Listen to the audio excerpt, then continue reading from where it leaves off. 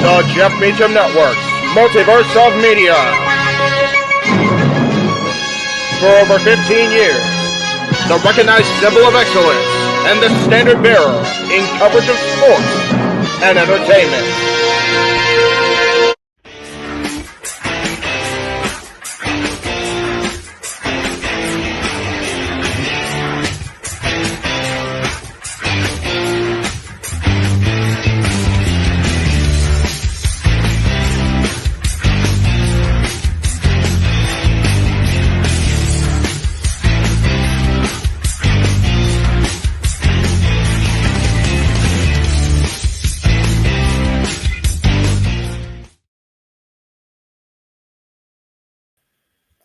Hello, my internet fans. Welcome back. We are back in the sports bar after a 2-week hiatus to bring you all the sporting news that has been happening and been taking place.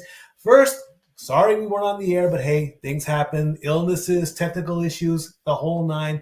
But the main point is we are back. And there's been so much happening in the world of sports. We got a full bar today, boys and girls, and ladies and gentlemen, boys and girls. We're all here. We have, of course, the second name on the marquee. Dori Lou is back in the sports bar. Next to her, of course, is the Cleveland combatant, making a rare appearance here in the NFL offseason. And below us, of course, we have DJ Zach from New Orleans. And we have Big Baller G from Pittsburgh, Pennsylvania. So let's get right into it. Let's delve right into what's been going on in the NFL. Usually we start out with hockey, but there's been so much news, and the biggest news of them all features the man below me. He's got himself a new quarterback. It finally took place. There he is signing his contract. Ladies and gentlemen, Derek Carr is now a Saint. For the majority of his career, he was with the Raiders in both Oakland and Las Vegas. From 2014 to 2022. In those seasons, he only had a winning season twice. 2016, the Raiders went 12-4. 2021, the Raiders went 10-7. In 2020, he broke even 8-8. Every year prior to that, they were all losing seasons, with the worst season being in 2014, his first year at 3-13. He did get to the playoffs. Unfortunately, he only got as far as the wild card in 2016 and in 2021. Zach, we're going to let you lead off and hit on this. What are you thinking, bro? Okay. So this could go one of, I don't know, 20, 25 ways. It depends on what quarterback we get. If I get that quarterback that was, lighting up during the Pro Bowl weekend, we're going to win a freaking Super Bowl. No, let's not go there. It's a joke. Relax. Calm down. Calm your nerves. But, it's sad that I'm not thrilled about this, but he's the best quarterback in the division right now, which is really sad because Andy Dalton went to Carolina. They're going to draft a quarterback, Anthony Richardson. Atlanta's got Taylor Heineke. Yeah. Okay. Tampa Bay is going after Baker Mayfield. What? Well, yes, but wait a minute. Hold on now. I'm going to say the dumbest statement ever possible in life. No such thing, but go ahead. These words are going to come out of my mouth. Baker Mayfield in that offense, he'll make a Pro Bowl. Pro Bowl, the Pro Bowl is like loser central when it comes to football. It's like the All-Star game, man. It is the All-Star game, but I mean, the Pro Bowl really means nothing in the NFL season to me. Let's just let you guys have one last little chance before the big game where all the big boys play. And of course, Derek Carr did that. He went to the Pro Bowl at least 4 times. So he's got that stat under his belt. You don't really think, though, he can take the Saints to the playoffs? We got a lot of work to do. We lost a lot of defense in our own division. Yay! Good job. We lost special team players to Sean Payton. Good job. I mean, I'm like, yeah, I've been watching it all day, every day since it started, the tampering. I'm like, yeah, come on, we're live. It's going down. We're in the free agency. And the only thing the Saints have done is re-sign Jameis Winston and Michael Thomas. What do you want me to do with that? What do you want me to do with it? They told Jameis Winston, here, take $8 million to be the backup. You'll never have a shot to be the starter. Sorry, no offense. They told Michael Thomas, here, take a 1-year, $10 million deal with $15 million possible, but it's only $2 million guaranteed because, hey, we don't trust you. Yeah, okay. You're going to go and tell a player who really doesn't want to freaking be here to begin with, oh, this whole thing about he recruited Derek Carr. I'm not buying it. I'm not. The Saints really screwed up what I wanted, and it really upsets me because I wanted a quarterback from, I do believe, the state that you are currently in, Mike. Who did you want? Did Hendon Hooker really, really badly because hold on. Nope, she's shaking her head. She's got something to say. Hendon Hooker is the best quarterback in that draft. Go ahead, Dori. Go ahead. Monsieur? What do you got? I will agree with Hendon Hooker being the best quarterback in the draft. But if I remember correctly, he is planning on going to Tennessee. The Titans could use him. That's for certain. That I think that's been his hope, is to go to Tennessee. I'm looking it up right now because I can't remember. And no offense to Baker Mayfield going to Tampa Bay, but with Brady gone, now we're gonna Baker bash. I mean, come on. We're gonna maul Mayfield. Is that what we're gonna do? We're gonna. Yes, I'm on board with that. Go ahead, Josh. Yes, I'm on board with Baker bashing. Zach and I can team up on that one. That's why OBJ's wanting to come back to the Browns, because Baker's not here anymore. Look what Baker did at the end of the season with the Rams when he finally got a real offense. Take that and flip that to Tampa Bay with that offense they have. That's scary. Wouldn't that be, though, a waste? I mean, what was all the point of sending Baker to L.A. just to bring him to the East Coast for less than 3 games? What's the – you can't bounce around a player like he's a car. It doesn't work that way. Unless you're Jonathan Quick. We'll get into the later. We'll talk about hockey. What do you want? Look what San Francisco did. Yeah. Look what San Francisco did. You let Jimmy go. Okay, cool, whatever. Who cares? Then you gonna turn around and bring in another quarterback?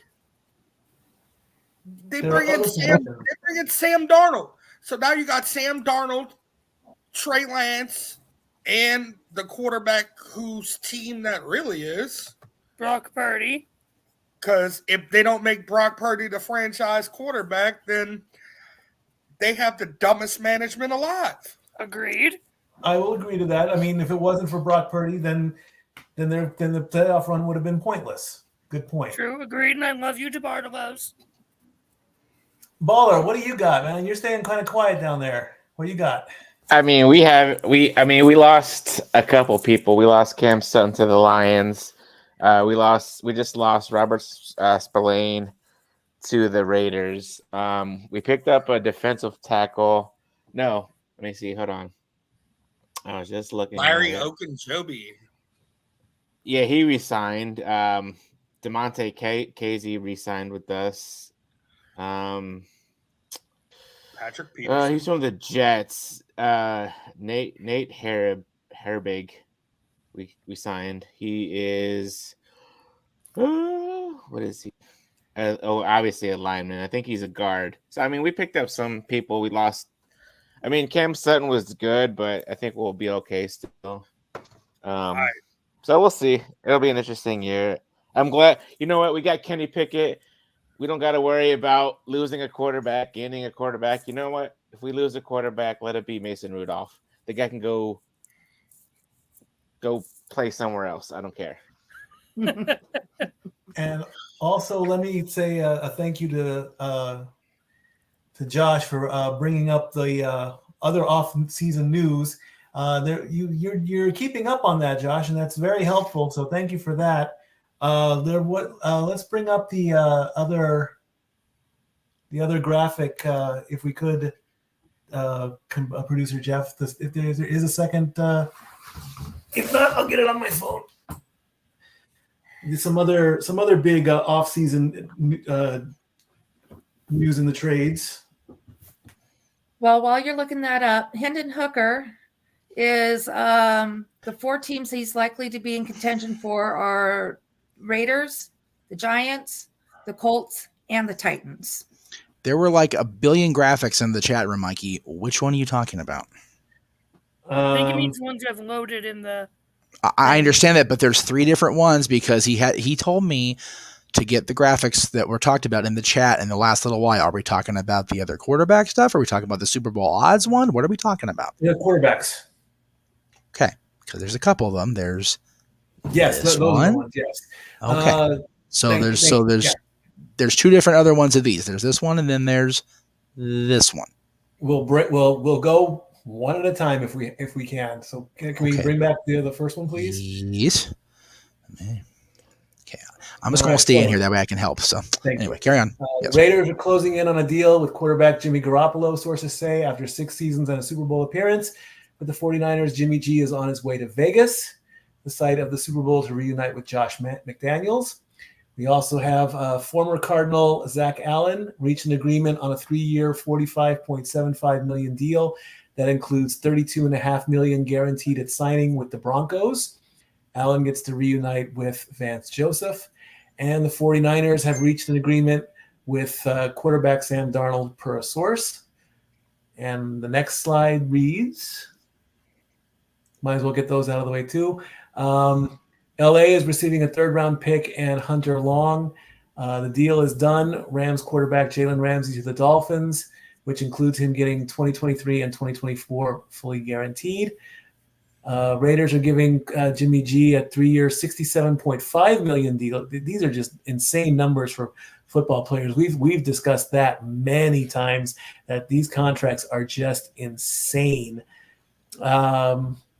Austin Eckler is requesting permission to speak with other teams about a potential trade after preliminary talks with the team aimed at a contract extension did not progress per his agent.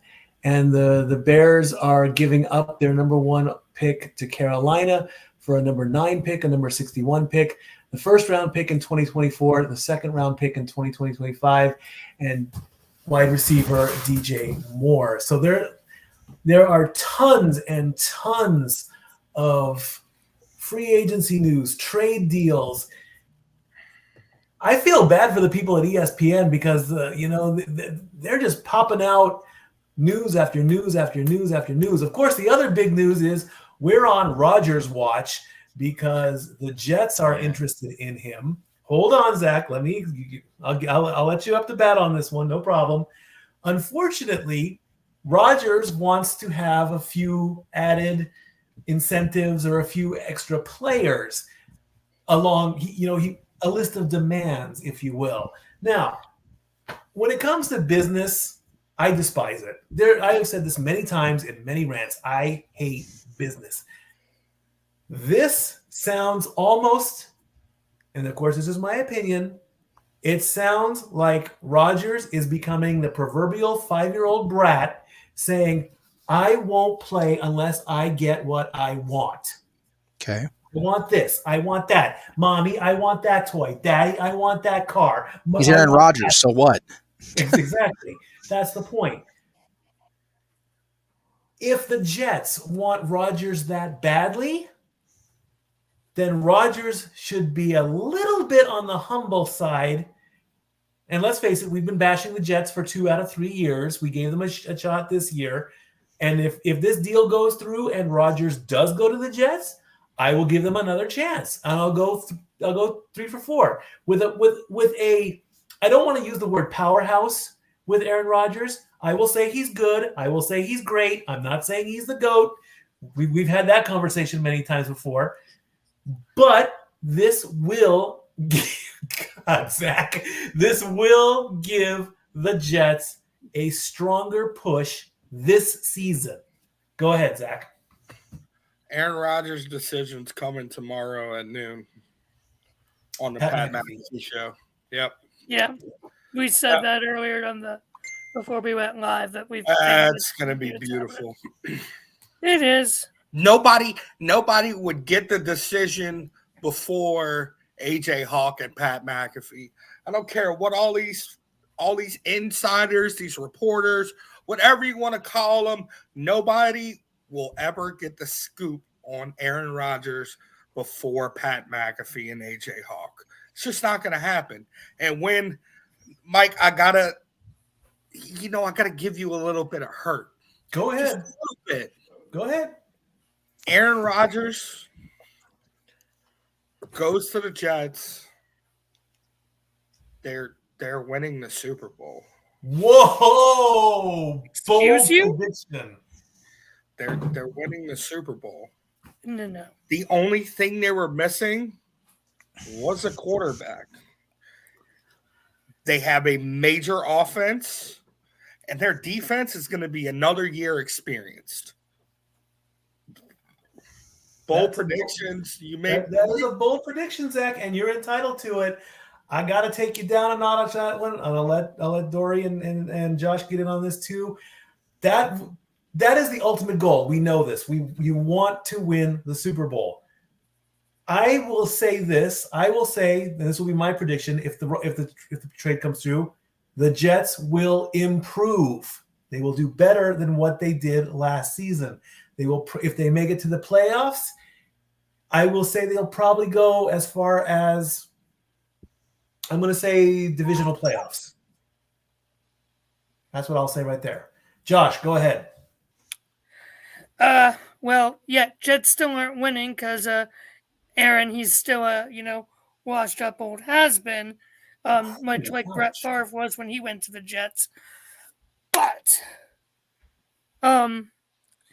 just wanted to say to Dori sorry we took your former defensive tackle, Dalvin Tomlinson, late last night. Who we She's signed. also in mourning. She lost Adam Thielen. Vikings got rid of him. Big move. Yeah. Bad I want mistake. him badly. Well, we signed Tomlinson for a 4-year deal worth $57 million with $27.5 guaranteed. That was one of the big-time defenders we needed. That was one of our major plays. So I don't see Browns doing a lot in free agency. I see us looking more for biding our time. We got who we need. Do we get OBJ? I don't know. If he comes back, you know what? We'll welcome him back with open arms because the problem child is gone. And he's going to be the Bucs' problem soon enough. But Bucs, you better not sign Jacoby Brissett. We want him back as our backup. Yeah, Dori Lou, go ahead. Like I said, I didn't want to. I ripped the Band-Aid off there. Vikings got rid of Adam Thielen. He was one of your favorites. That's a blow to the Vikings. But at the same time, and no love lost. I mean, Adam Thielen will be one of my all-time favorites. I mean, I've got his jersey, his Vikings jersey. Of course, it's in storage in California, but I still have it. Yep. But he is getting older, as we all are, and he is starting to he's on the decline right now. He's starting to decline. So the trade may not necessarily be a bad thing. Am I going to miss him in Minnesota? Yes. Could it be a good thing for us? We'll have to wait and see. As for the Jets offense, yes. How well are they going to play with the new quarterback? Well, I wouldn't consider. I mean, new to the team, yes, but he's experienced.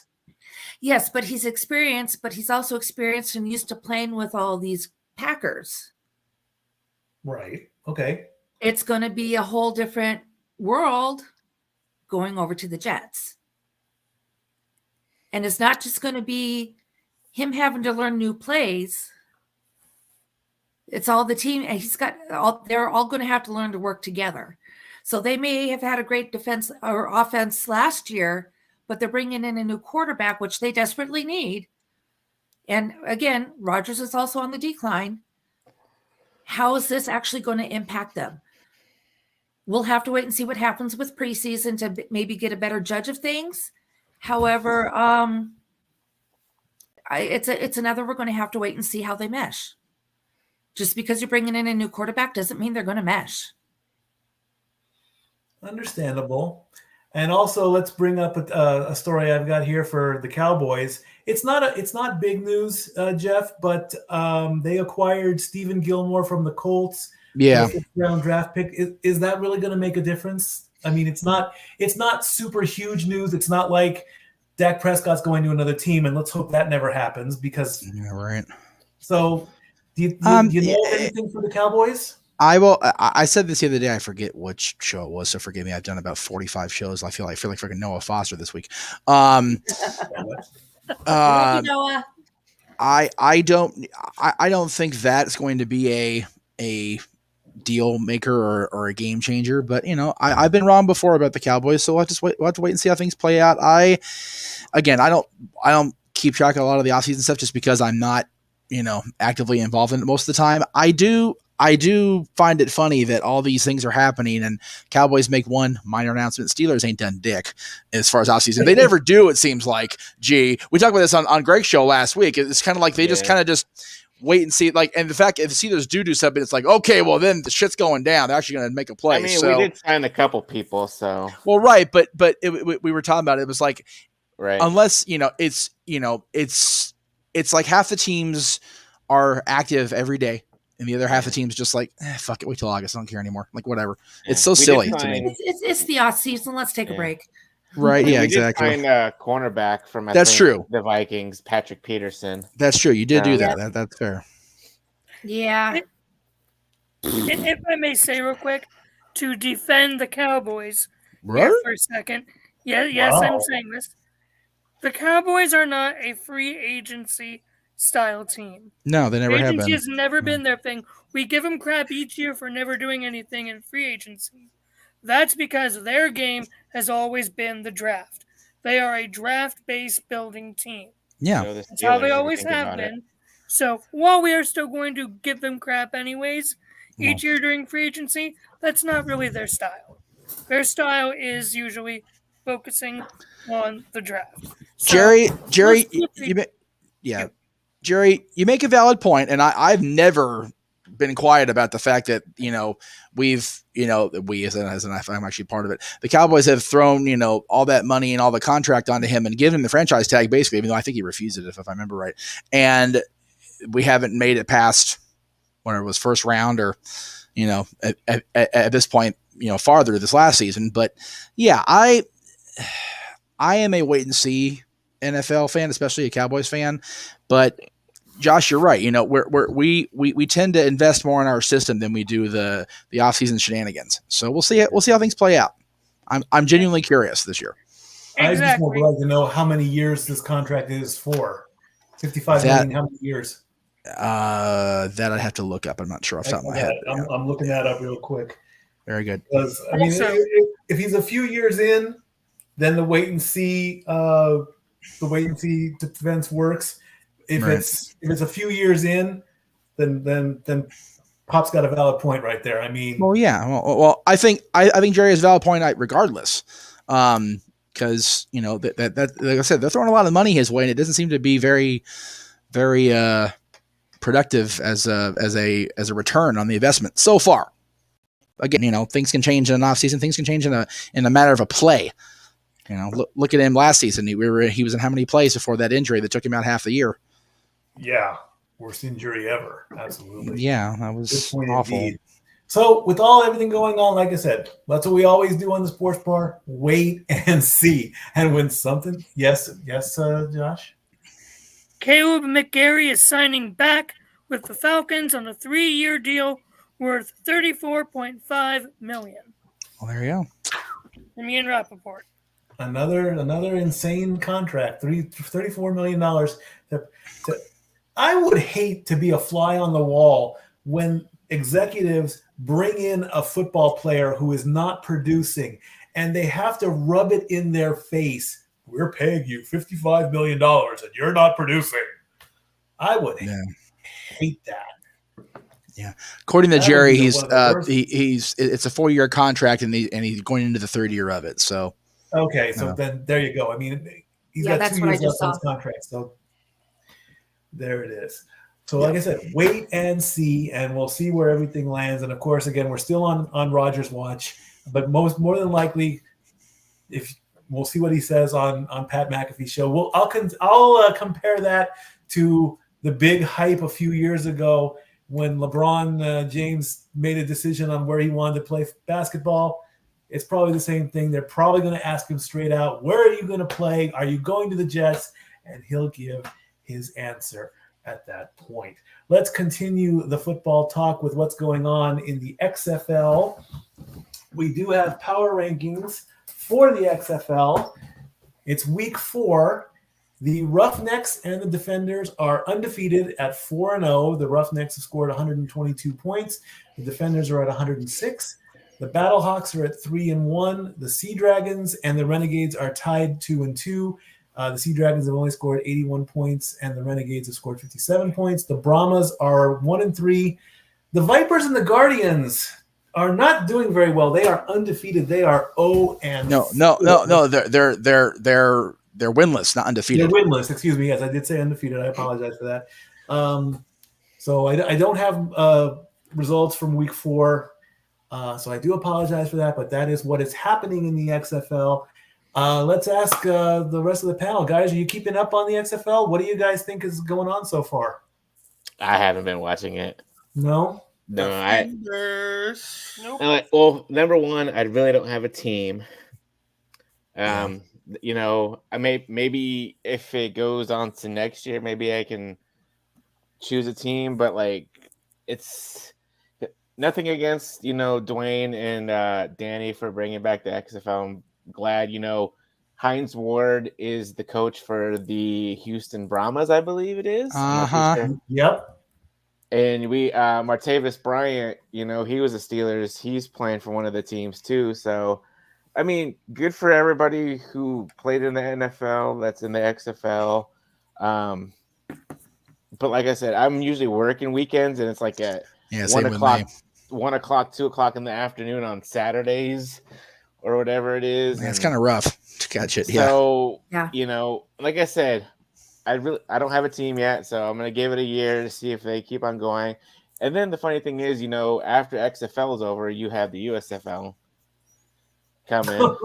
So, I don't think we're covering that. It's not a bad thing. We have football year round. That's right. It's not a bad thing. I was talking to one of my coworkers or somebody about it, and you were like, it's awesome. It's awesome to have football year round. So I agree. Indeed, it is, and of course, I did want to bring you in when we did the coaches reveal and all that. But yes, one of the Pittsburgh Steelers coaches is one of the coaches of the XFL. There was a bit of a scandal that had taken place in the XFL. Now that I think about it, in fact, if I have my script, which I believe I do, yes, I do have this right here. So he was cut, but they brought him back. Orlando Guardian quarterback Quentin Dormady easy for you to say, was cut from the team for the weirdest reason, allegedly giving an opposing team their playbook. Jesus, really? Wow. Yeah. I remember. You hear that, and Jeff, we can take the rankings down now, so we can. Oh, sorry, my bad. Sorry. Yeah, I know. I was talking. I was like, oh yeah. You hear that, and you're like, in what football universe does a quarterback voluntarily tell another team what their plays are? Yeah, that's weird. It is weird. Wow. So the Guardians did actually cut him from the team, but the next day they brought him back to investigate the claim. I have not heard anything since. That's crazy. It is. It's hilarious. So this is only the first time it's happened. The first time it's been publicly acknowledged, maybe. Right. Yeah. The XFL is they're wide open. And they prove it every week when they filter in what the coaches are saying on their headsets. We, as the listening public watching on our TVs, we can hear what the coaches are saying. If this is opening the forbidden door in football, that's your first step right there. I mean, because they're just, the coach is telling the defensive coordinator what play he wants and back and forth, and then that somehow gets sent to the quarterback. But this would never fly in the NFL because I believe playbooks are as sacred as the Holy Bible. Pretty much. Go ahead. So this is the second time. The first time you had another stupid incident in the XFL where one player got, Jeff, I know you remember this. One player got cut from the team and fired for eating a cheeseburger. Oh my God, I do remember that. I don't remember that at all, actually. Because the XFL has a strict dietary menu, and the player wanted a cheeseburger, so he got a cheeseburger, and he was fired. That's crazy.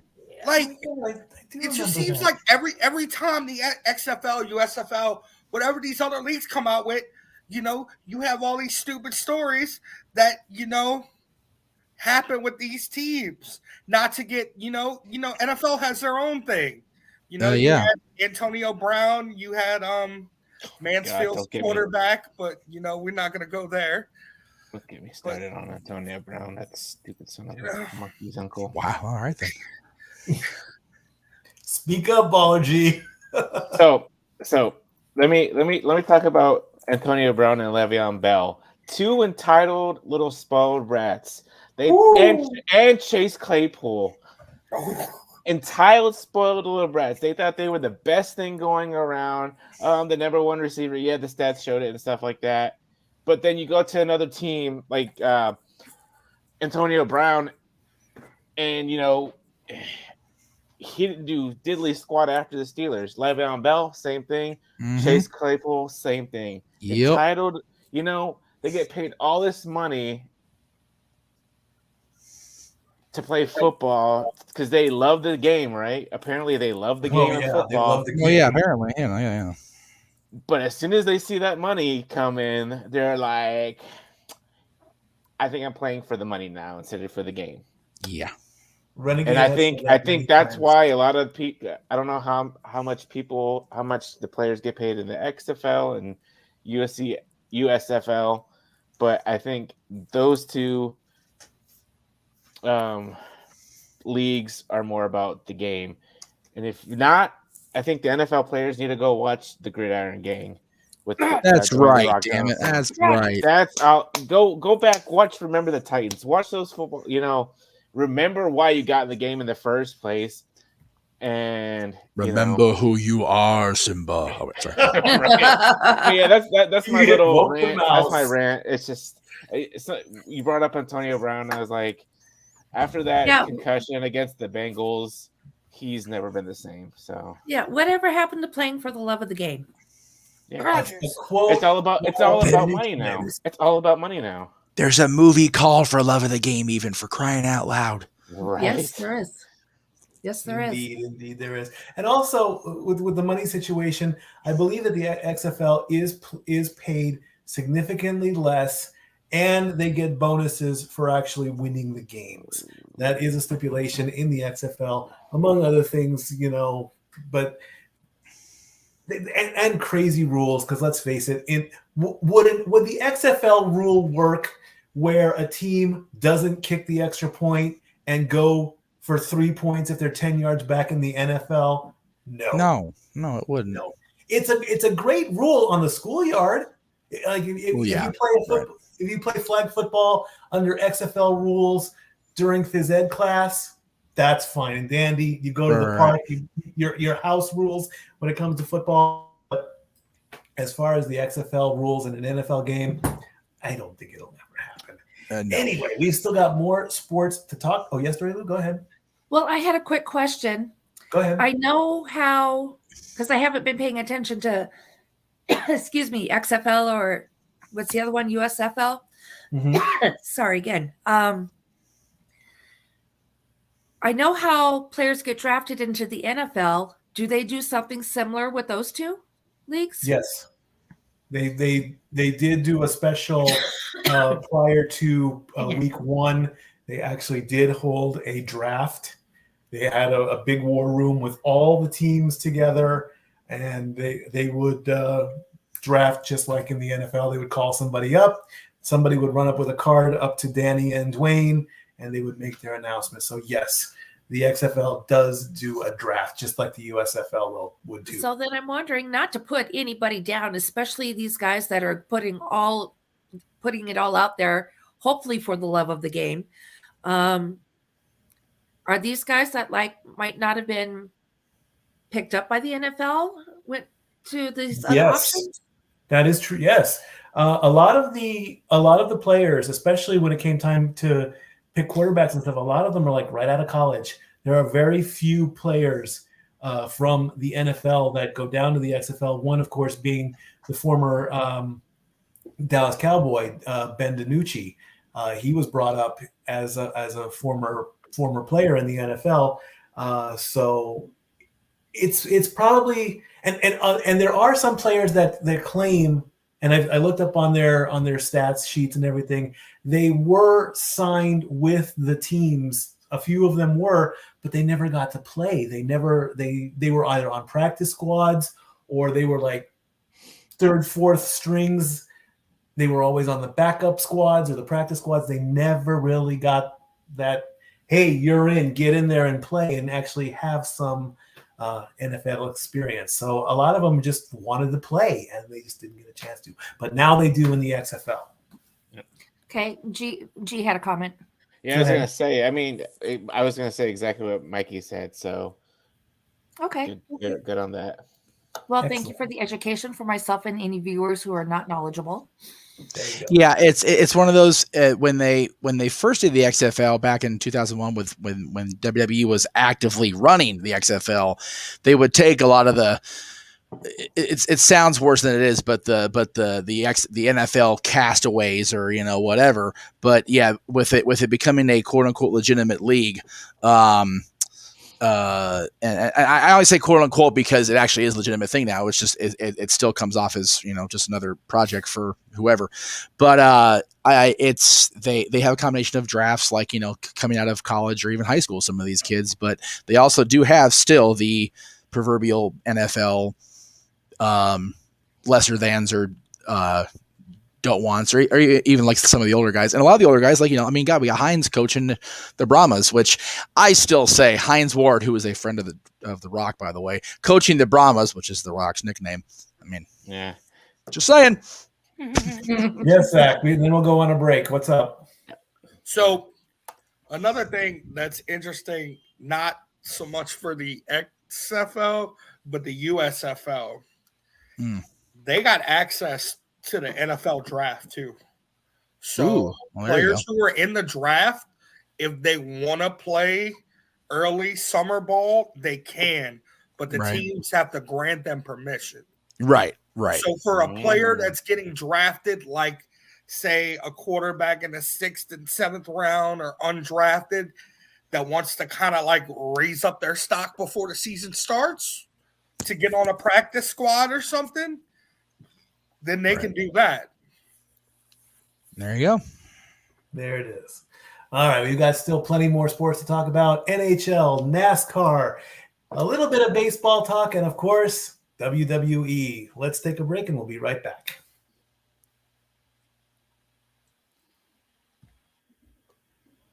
Be sure to check out everything from our friends at the Casa D-18 Studios this week. Renegades Reviews will feature The Price of Fame, starring the DiBiase family.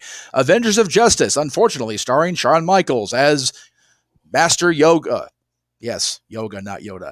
Money Plane, featuring Adam Copeland, Edge, as well as Kelsey Grammer and so many more. And this week's new release Saturday will be We Have a Ghost, which is a Netflix exclusive. You can also check out everything from the Renegades Reviews on demand at youtube.com/Casa D-18 Studios. And now, back to Statboy. As we celebrate Pi Day, March 14th, 314 Pi Day. And speaking of Renegade, he just called me out on Twitter. If you've been following me on the Twitter at LBStatKid1977, I've been throwing out a lot of retweets asking my opinions on things, mostly from, I believe, Saged Up is the handle. And today, Saged Up said, what is the greatest pie of all time? So I said, apple pie with pumpkin pie as a close second. Renegade says, I shame you for not saying boysenberry pie. That's right. I had to add a third tweet and a third option, boysenberry pie. So I apologize to my former employer in Buena Park, California, for not saying boysenberry pie. That's right. And of course, if you ask the owner of the XFL, there's a whole other kind of pie that's a favorite, but we can't talk about that because we're only in the first hour. So it's there you go. Anyway. There's pecan pie. Stop it, Michael. I will cancel you right now. No. It's not boysenberry pie. No, it's not boysenberry pie, but the not says boysenberry everything is the business. So there you go. Oh yeah. And oh yeah. Yes. Boysenberry pie is right up there. Absolutely. Never heard of it. Well, once we get Josh out here for a visit, we'll have to take him to Knott's and boysenberry barbecue during the Boysenberry Festival, though. Oh yes, boysenberries 24/7. Yes. Banana cream for the win. I used to say this about Renegade. He would put cheese on everything. If there isn't cheese inside him, there's boysenberry something inside him. That's accurate. Exactly. All right, let's bring up. Oh, there he is. Hey, JJ. Wow, you speak his name and he pops in. Snippy Water and Cordelia. That's right. My former boss. Hey there, hi there, who there? Oh well, yeah. Well, that's my boss. He's quoting there, but that's okay. Actually, it's not. That's not my boss. That's the conscience of the puppet. So there you go. All right, let's bring up that wonderful game, 200 feet of ice and sticks.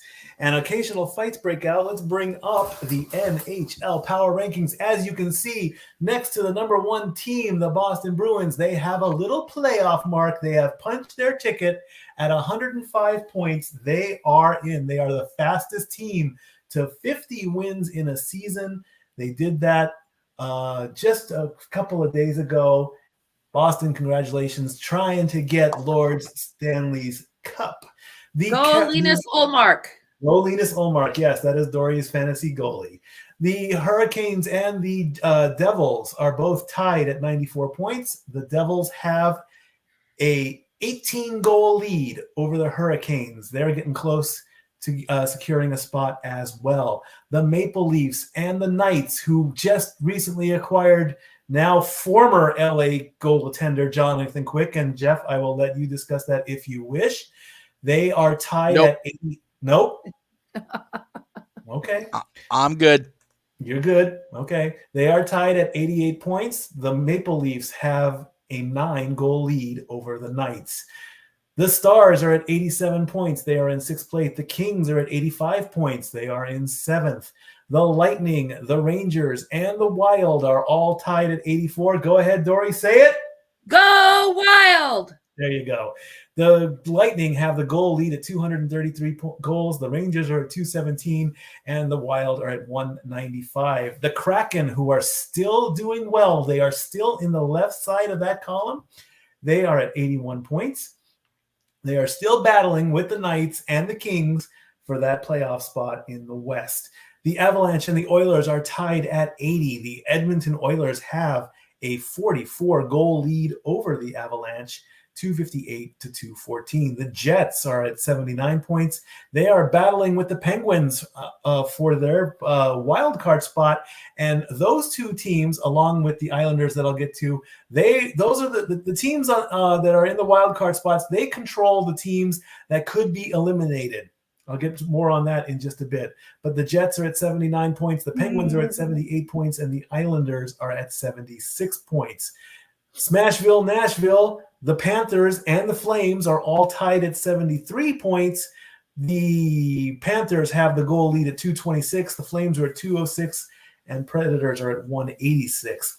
The Senators are at 70 points. The Red Wings are at 69 points. The Blues are at 63 points. The Canucks are at 61 points. The Coyotes and the Flyers are tied at 59. The Coyotes have a 19-goal lead over them, 188 to 169. The Habs, the Montreal Canadiens, 58 points. My Ducks are at 54 points. The Blackhawks and the Sharks are tied at 50. The Sharks have the lead at 257 to 236. And the Blue Jackets are at 47 points at the bottom barrel. Blue Jackets. What was that? My poor Blue Jackets. Yes, your poor Blue Jackets. So as I was stating, the teams that are in the wild card spot, which are currently, and let me bring up my standings page, which I do have on standby. The current wild card teams are the Penguins, the Islanders, the Oilers, and the Jets. So right now, the Jets and the Islanders, they control all the teams that are below them.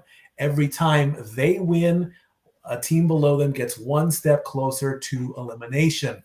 Tonight, as the Sharks are playing, they could be the first one eliminated if they lose or if the Jets win. Now, with the Jets winning, that'll put them, of course, above, if not closer to Seattle, and that could stave them off for one more day. But there's a lot of numbers involved in everything else. And, of course, if you follow me on Twitter again, I called out ESPN thanks to a snafu, I guess, of some kind. Darcy Kemper of the Washington Capitals. They were playing in a game against the Islanders, and the Capitals ended up winning 5-1. But in the score sheets of ESPN and the NHL, both NHL number one, they're the top league.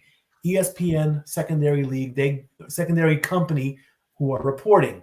They both claimed that Darcy Kemper's goals. Oh, nice shirt, Jeff. Thank you. the old school Stat Boy Sports Bar shirt. I love it. They said that Darcy Kemper's stats for the night was perfect, 18 out of 18.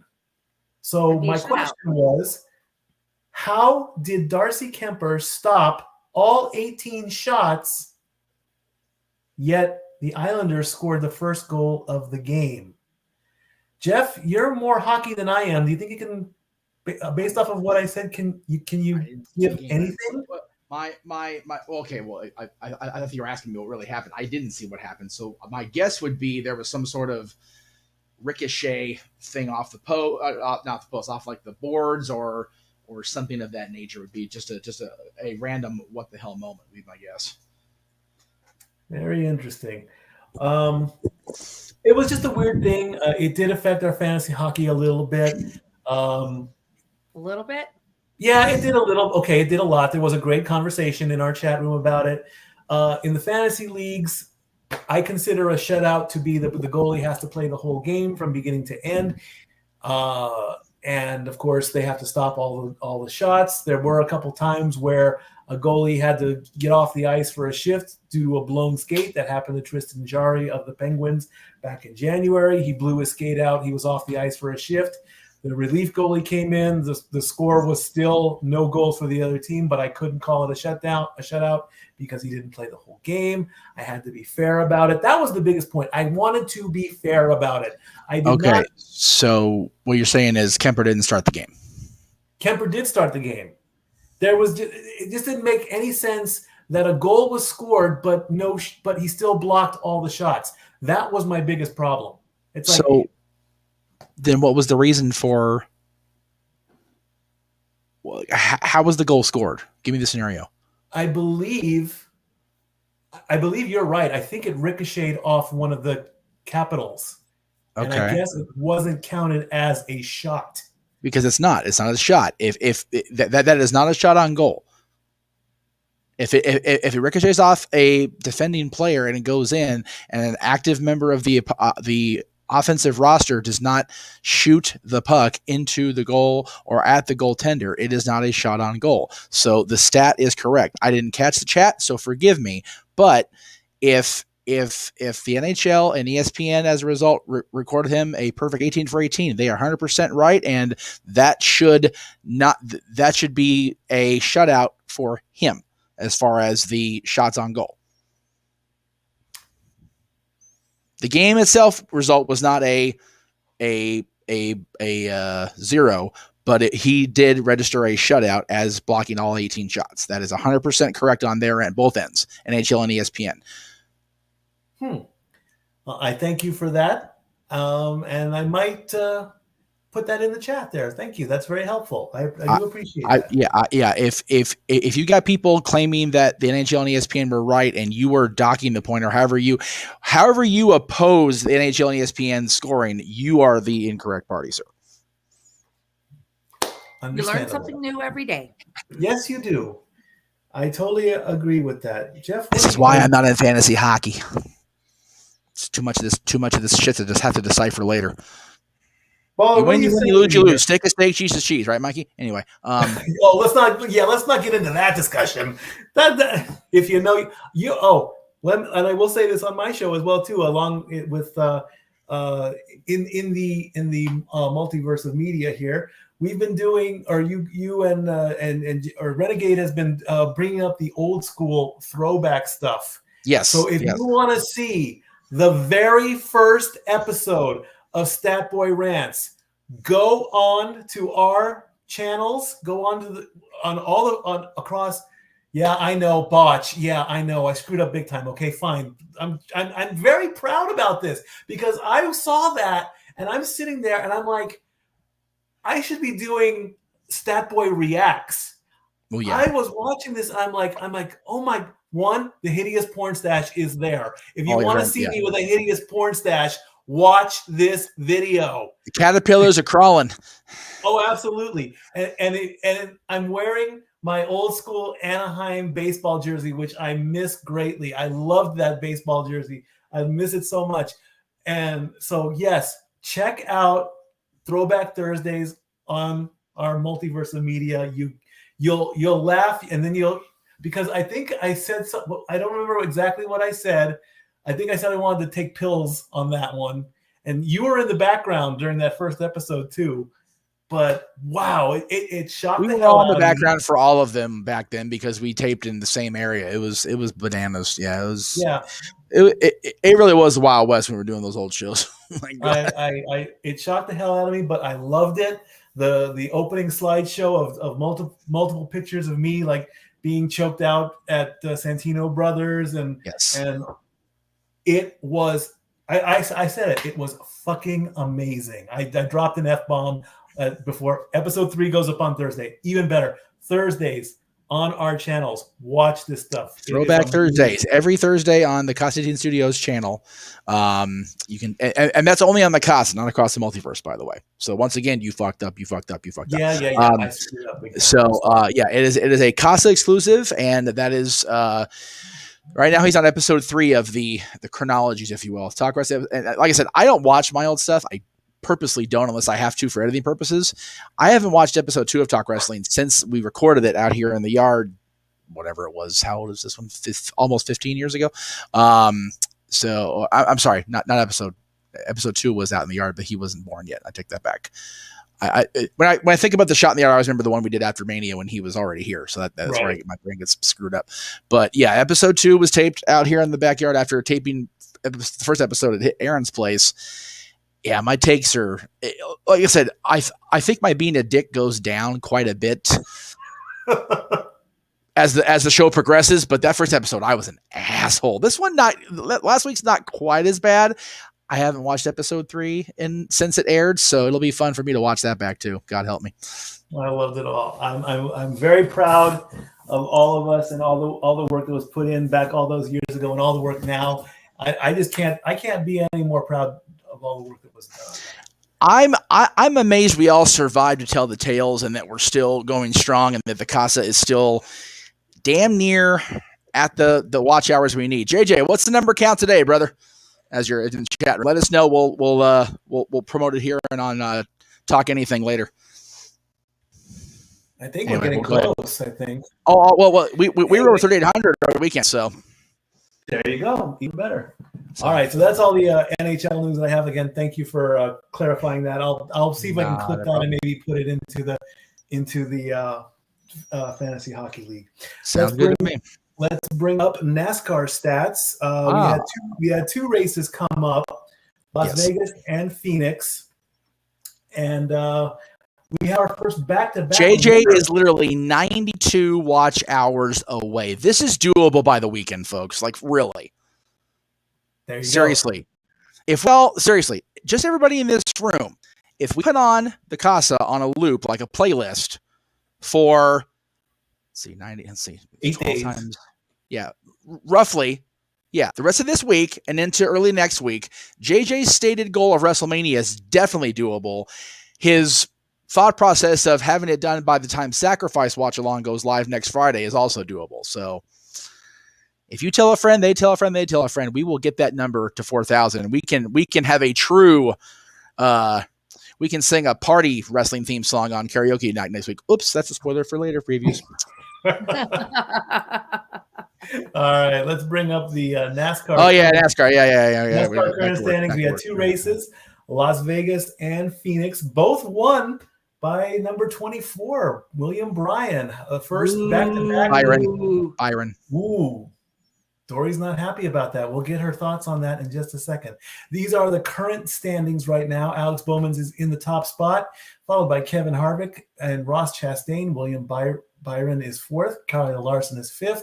Christopher Bell is 6th. Denny Hamlin is 7th. Ryan Blaney is 8th. Kyle Busch is in the top 10 at 9th. And Martin Truex Jr. is in 10th. Of course, the cutoff is 16. You got to be in the top 16 at the end of the regular season to qualify for the playoffs. In the Las Vegas race, the top 10 was Byron, Larson, Bowman, Wallace, Bell, Cindric, Truex, Haley, Harvick, and Suarez. Busch took 14th, and Austin Dillon took 27th. In the Phoenix race, of course, Byron came up with the second back-to-back win, followed by Blaney, Reddick, Larson, Harvick, Bell, Briscoe, Busch came back into the top 10, Bowman, and Barry. And the next race, I believe, is Circuit of the Americas, and that's good old Austin, Texas. That's down there. And we're all looking forward to Bristol coming up in April, I think. We want that Bristol race. If you haven't been to a race, Bristol is the one to go to. I put up the pictures and everything from last year. Bristol is the way to go. And all right, Dori, why are you booing? What's going on? He's not part of Richard Childress Racing. He's not an RCR team member, although he does drive a Chevy. I'll give him that much. He's not on my team. I can boo him. Thank you. The world. I better not say that. She's going to come and slap me. Hang on. Dori, if he says something slapworthy, wait till the very end. We got it. Show. Okay, Mikey, go ahead. Warming up that hand. Yeah, Mikey, go ahead. She's warming up that hand. I know that. But I mean, I have given up almost on the Busch bashing because he's quieted down a little bit. He got his win in Fontana, so big up to that. He got a top 10 finish in Phoenix. If he makes it to the playoffs, that's a win I would take. I mean, I don't know if he's going to become Cup champion. I mean, we got to worry about number 3 here because he has not been doing very good at all.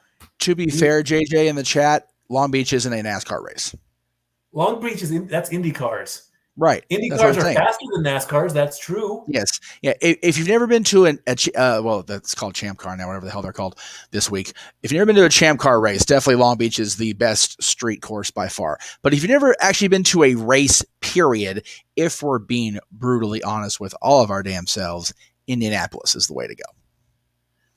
Indianapolis would be a good one. Talladega is another challenging track that would be fun to go see. Talladega, but again, you know, when you think of racing around the world, you think of Indy, you think of Monaco, you think of you know, places like that. So, just yes, it does matter, JJ. Yes, it does matter. And we're not talking about The Rock. XFL talk's over. Anyway, so the next race coming up is the Ambetter Health 400 at the Atlanta Motor Speedway in Hampton. Oh, Atlanta. I said Austin. Yeah, okay. No. I don't even know the schedule. The Circuit of Americas is the following week. Yes. Okay. Yes. You just gotta be. Yeah. That's not bad to be off by a week. That's good for you, Mikey. That's I mean, Atlanta's only 4 hours away from Sevierville and Pigeon Forge. We've driven that in a heartbeat. Well, you might as well drive it. You want to fly to Atlanta on purpose, not that piece of shit airport. God, ugh. I hate that airport. We know about flying into Atlanta. Hartwell is awful. What one day, Bubba? Atlanta Airport, one of the worst ever. What are you talking about? You couldn't find a thing to eat there because everything was closed because it's in the south. Until we had to leave. Yeah, most airports have stuff open at 3 a.m. because it's an airport. It's like Vegas; they don't shut down. If you didn't want Chick-fil-A, which this kid likes Chick-fil-A because he's got no soul like his old man. You know, it's Chick-fil-A's gross. Chick-fil-A, okay. Chick-fil-A CEO did what he did, and I had to eat, and look what happened to me. I got the runs because I had to eat breakfast. The God was punishing me for my poor choices. Chick-fil-A is delicious. Chick-fil-A is nasty to the soul. It tastes great, but unfortunately, it's not less filling because it empties you out because you're eating against God's choices. Good clip, bro. I love it. Oh, what? Also, this was the last Fontana race. They're talking that Fontana has to shut down for at least a couple seasons. Oh, no? Well, hi. Isn't Chick-fil-A good? Hi, Dad. Hi, Dad. I'm on at the air. I'm on the air with Mikey. Did you leave the door open the whole time? Oh, you always close the door when you come in, goof. It's just totally breaking down. Don't mind us. Yeah. Hi, Dylan. It's okay. I love it. So somebody asked me something in the chat room. I'm sorry. Go ahead. Gee, go ahead. Yeah. See, correctly degrees. Chick-fil-A's good. Jesus Christ. So I'm gonna get a lot. I'm gonna get a lot of flack for this. I'm not big into NASCAR. What's the deal with NASCAR? Like all they do is just drive around in circles. That would just make me dizzy. Oh Not my all of them God. go around in circles anymore. There are some street courses. I just don't. So the It's Circuit of not- the Americas is one of the road courses. Yeah. Where they're not just making left turns, but you've got your speed, you've got your precision, you've got your drafting, which is basically your you've got the two cars. See if I can do this. I can't do this. I can't position my hands. Anyways, you've got the two cars. Okay, Mikey's got it. Drafting, you've got the car that's in back is using the basically using the car in front as a wind barrier so they can gain speed to get up and pass him. There's some really precision driving. A lot of people, like, we watch hockey for the fights. We watch NASCAR for the crashes. My introduction into car races actually included a demolition derby. There you go. Okay, so Okay, this is another. Why would you want to see people crash? Why? Like, what's? I It's find somebody- it more some of the fascinating. crashes are just spectacular. Now, More one often of the than- drivers, one of the More drivers often- we love to hate on is Joey Logano. He's a young hothead still. He's Yeah, still a little shit. hothead. Yeah, no, he ain't Yeah, that young in his and- career anymore. He can stop being an asshole. He's just not. And it wasn't Fontana race. Was it Fontana? No, it was the race before Fontana. He Yeah. did something interesting when he didn't actually have a crash. It was the only sort of crash in the race. That he got into somebody a little bit, that pushed him into the wall, that pushed him all the way back down into the infield. He's in the grass. Yeah. He actually catches enough air to jump over the next driveway into the next infield grass. Yeah, it was crazy. It was all, and you couldn't really see him catch air until you got the close-up slow-mo. Right. But I mean, it's just kind of awesome to watch what some of these cars can do. And to be able to drive at that speed, they're going 175 plus. Yeah, To be at able least. to sustain that speed for hours. Just go back to Germany, drive on the Autobahn. Well, Yeah, no, that cuts too much. That's for also. But yeah, it's one of those. I don't know about Jeff everybody. Gordon being the GOAT. I'm going to go back to Dale Earnhardt Sr. was the GOAT, Thank you. or Petty. I like NASCAR racing. Richard Petty's still the king. I'm a Yeah. Jeff Gordon guy. You wanted And a to junior fight on guy. it, sir. You're getting one right here. Jeff Gordon is good, but he ain't the GOAT. I'm sorry. No, we're going to go back to Richard Petty. He's still king of the roadway there, and he's still involved. He is I will still say, involved. I will say Richard Petty over the Intimidator or Jeff Gordon for two reasons. Dale won with intimidation and a lot of shenanigans. Jeff Gordon was famous for his Wayne Gretzky driving, where he would do all the underhanded stuff. I didn't do nothing, right? So Yeah. it's Petty won because he was good, and also. Yes, JJ, I did see your chat. I even put it up there. Bubba J voice. It was actually Sweet Daddy D that was making fun of the NASCAR more than Bubba J. Bubba J loves the NASCAR racing because it's easy to follow. All they do is go in circles, and his dumb ass can follow it easily. Sweet Daddy D was making fun of they're making a left turn. They're making a left turn. Oh, another left turn. Come back in an hour. You'll see the same fucking thing. Or hey, he missed a fucking thing, or whatever he said. So yeah, it was Sweet Daddy D. Exactly. Yep. But anyway. Exactly. But yes, definitely. But hey, I mean, what fascinates me is when a car is wrecked, how quickly they can repair it and they get it ready for the next race. It's almost like a brand new car. So, G, to answer your question, why would you want to watch racing for the crashes? Because more often than not in the crashes, there's not a whole lot of fatality or bad injuries because the cars are set up as such where they're not going to get hurt. Now, a lot has changed in the years because of things happening like Dale Earnhardt Sr. God, there was a drag race out here in Pomona years ago. Eddie Cahill, I think, no, not Eddie Cahill. I forget his, Eddie Hill, who was driving the Pennzoil drag car, got going so quick. He not only went up, like his drags, the long drag cars went like vertical at one point. Another time it just completely went poof, and like exploded. I'm surprised he didn't damn near explode, but he did. It was crazy. Okay, so I have breaking news all over the friggin' place, so forgive me on this. What do you got? So first of all, on Twitter, Dallas has re-signed Leighton Vander Esch. Yes. To a 2-year deal. So there's that. Yay on him. Appreciate that. But JJ just sent in a thing. Breaking news. Sunday, May 21st, at the Pyramid in Long Beach, California. Yes, Mikey, that Pyramid. New Japan Pro Wrestling presents Resurgence. Wrestling back in Long Beach? New Japan Pro Wrestling at the Pyramid like they were before.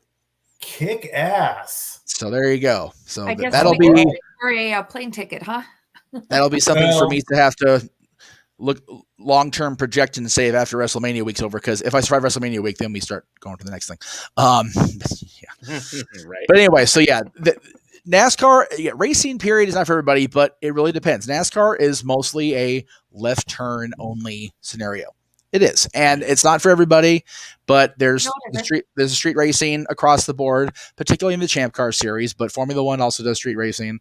God, you come over here to Saga Speedway back in the day. You had figure eight racing. They had 3 cars set up, and they'd go in a figure eight and race like that. It was bananas. Oh yeah, I saw some of those at the Orange Show Raceway. Oh yeah, absolutely. Yeah. And I actually knew a couple of the drivers once upon a time. Yeah, my dad was on a pit crew for one of the cars. It was the NASCAR Winston West series back when we could actually have sponsors that were cigarettes or other things that we can't do anymore. The Winston West series, Larry Cable Guy would say. Yeah. But yeah, and I don't know if you caught it. It's no longer the Sunday race is no longer the Sprint Cup. It's just the Cup Series now. Right. Yeah. Which is why I said Cup Series on. I think I did label that right. I meant to. If I didn't, yeah, you did. Yeah. Just Cup Series standings. So yeah, there is that. But I will always miss Saga Speedway being a track now because it's been closed since the earthquake in '94. Mason Moran out, and the one reason I would like to go to Bakersfield because of Mason Moran. Other than that town can kiss my ass. Fontana's now shut down. It's not going to be a temporary thing. They are closing the raceway. Yeah, they're actually going to be putting in some kind of a park, if I remember correctly. Part of it. It's also going to be more housing because we need more housing in California. Clearly. Especially out there in BFE and Kentucky. Affordable housing. Affordable housing. I still say, and again, this is going to go into a whole different topic, but there's all that dead space between Barstow and Vegas, man. If people need affordable housing and they're living on the streets, just freaking wipe out that wasteland as it is already, all that dead, dirt and non-grass and shit, and put houses up there. Criminy. They can put water pipes in.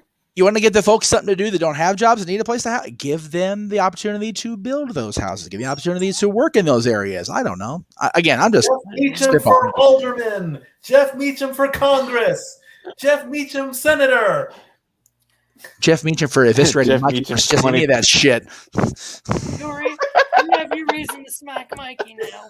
Right? Yeah, well, I have multiple reasons to slap him, but I will wait till the end of the show. Yes, that's right. That's right. Even from before the show even started. There's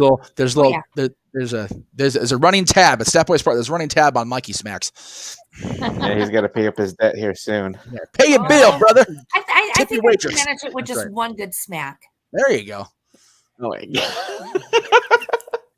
Shall we take another break before we finish off and go into the world of wrestling? Sure. Why the hell not? Speaking of the world of wrestling.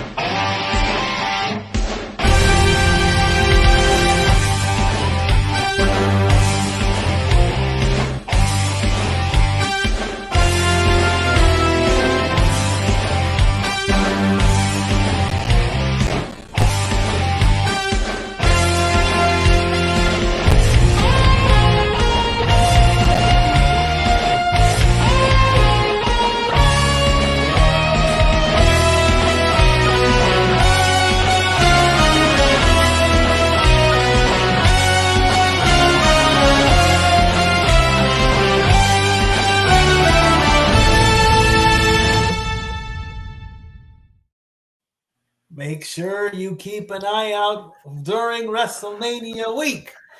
So, wrestling fans, in the words of Cody Rhodes, and sports bar fans, what do you want to talk about? Let's open up the floodgates. Let's what's been going on in wrestling. What do you want to talk about? Well, So what? we got. Go ahead. I was gonna say we no longer have the Bella twins. They are the Garcia twins. That's And right. they left WWE. That news dropped that Nikki and Brie are taking away the Bella and becoming themselves. This is a new chapter in their life. They put that out on Twitter today. So I guess they are officially done with WWE. They've put in their time. They've got their rings. What happens with those two? Other than Just be on the lookout. Be on the lookout. That's all I got to say. Anyway. That'd be look at great, that. bro. She plugged That would there. be great. Good Working on segue. it. Working on it with gusto. Don't worry. Awesome. Josh? All right. Go ahead, Josh. As you probably noticed, the NXT Women's Championship has been vacated Yes. after the situation with Roxanne Perez. And it is rumored that tomorrow Ric Flair will be announcing the Great Muta as the next inductee into the Hall of Fame. Absolutely. Also rumored Stacy Keibler as a potential inductee, and that this year's class is going to be smaller than recent years. Good. So probably like last year's was really small. So my Yes. guess is it's probably going to be along those lines. And Hulk Hogan is campaigning for the Rougeau brother. How do you say their name? The Rougeaus. Rougeaus. Chocolate Rougeaus. Lemon. To be inducted into the Hall of Fame this year. I am for that. I'm for that. How's that? I knew how to pronounce their name. There you go. I never watched them, so Okay, That was well, rabbits for you. Well, Josh, if you've watched stuff on demand, you've seen the Mountie. That's Jock. okay.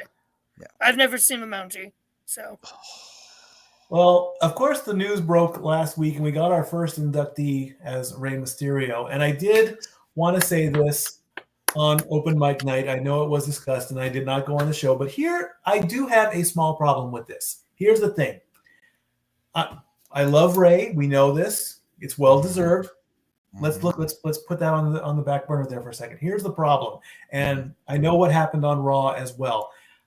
I don't want Dominic to be in character for his father at the Hall of Fame. Now, spoiler alert, if you have not watched Raw, he said he will give Rey his moment at the Hall of Fame just so he can kick his ass on Monday at WrestleMania.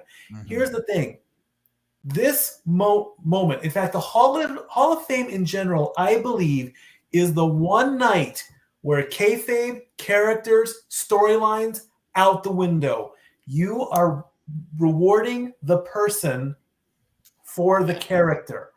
You're not using their real names. I get that. Okay. You're not I don't know off the top. You're not inducting Paul Levesque. You're inducting Triple H. I get that. But we know who is who.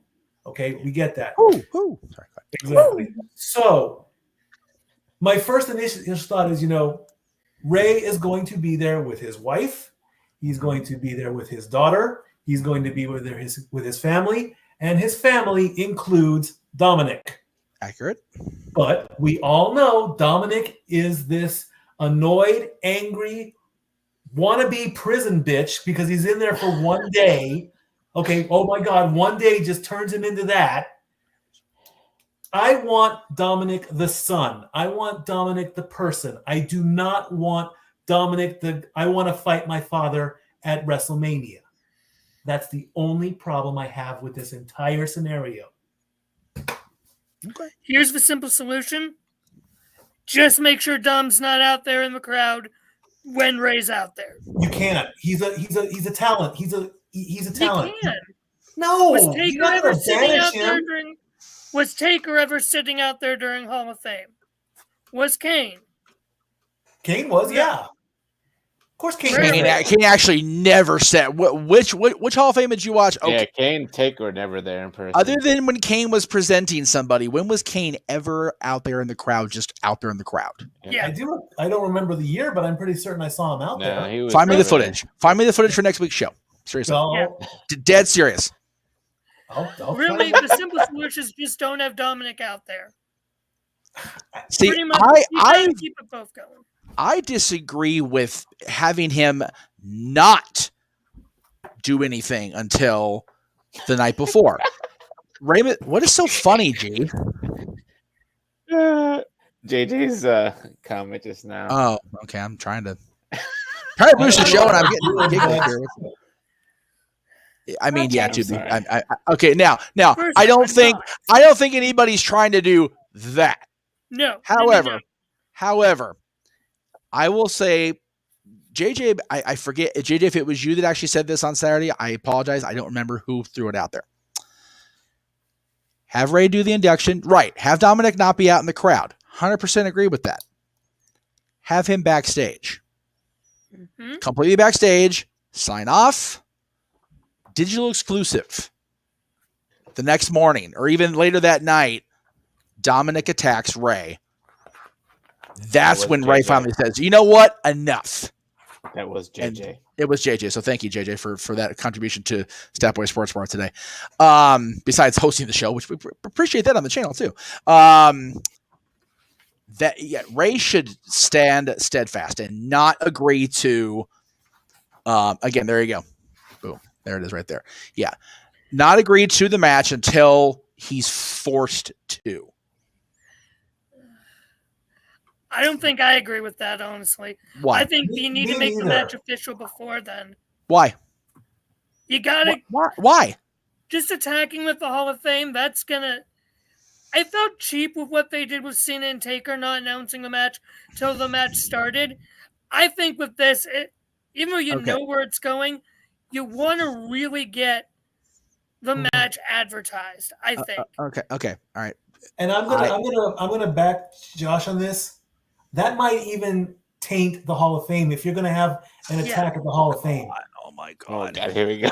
The guy that attacked Bret Hart, that was a fan, you buffoon. Yeah, that's what I'm going for. Okay, that one doesn't count because some moron decided to jump the security line and attack Bret. That is nowhere close. Dominic doing it as the whiny little brat that wants to challenge his father. That's where I draw the line on that. Okay. Before your foot is even further in your mouth. The book back. It does not have Rey Mysterio in it. Oh, there you go. Wow. So before Mikey puts his foot even farther down his throat. Okay, listen. It would taint the Hall of Fame. It's kayfabe to start with. Number one. Number two, The Undertaker only came out once on stage, and he did it in gimmick to salute Purse. So that's where that, as far as the fan attacking Bret definitely tainted it because it made security look like a bunch of jackoffs, and it made it look horrible. Dominic pushing Ray until he can't do anything but respond. Think about, when we're talking about Undertaker and Kane, how far was Undertaker pushed in storyline before he had to go to his parents' graves and go, I have no choice. I have to take him out. Zach, I see your hand. I promise I'll get to you. We got you, Zach. Got you, brother. So, oh no, he's fixing his camera. Okay, you're good. Okay. You say it would taint it, and Josh, you said you felt cheated by the Cena Undertaker thing. And we know it's going to happen, but we wanted it advertised. You don't need to advertise it. You already know it's happening. It's been built and built and built and built from the moment he turned in Wales. We know it's going to be a thing. They can't not deliver. Whether it's at Mania or not, it will go down. By doing it at the Hall of Fame, which is less than 24 hours from the show, I grant you, we know for sure we're going to get at least one storyline resolution once and for all. Now, Edge and Balor, as I was going to lead toward before we got down the Rey Mysterio rabbit hole, which is always the adventure on this show, is going down the Rey Mysterio rabbit hole, this is now official for one of the 2 days of WrestleMania. So that's part of this Judgment Day, Edge, Beth, Mysterio scenario. We're going to get this resolved. I would say have this be on one night and have Ray, even on night one, even though it's Hell in a Cell, it should be a showcase thing. Both nights are showcases. So you have Edge and Balor, and then you have Ray and Dom. But Ray doesn't even agree, even during SmackDown earlier that day. Like, no, I'm not doing it. And then he has his moment. Everybody's happy, but there's that missing piece during the show itself because his boy's not out there in the crowd because he refuses to sit with the family. Aaliyah's out there. Angie's out there. Whoever else is out, Conan's family is out there. Everybody's out there, but Dom absolutely refuses to sit out with the family and protest. And then he gets to the back and wham, Judgment Day lays him out. And then that's when he's pushed too far. I think that's a perfect damn scenario, and that's why I co-signed on it when JJ said it on Saturday. I fucking love it. I disagree. I think they need to announce it as Dom needs to push Ray far enough before then. I think he needs to go after his luchador legacy. That's really what he needs to do. He needs to go after that, demand. It really needs to be mask and career on the line for Ray. No, they need to make that. Don't put his mask on the line. No, don't put the mask on the line. That's luchador legacy.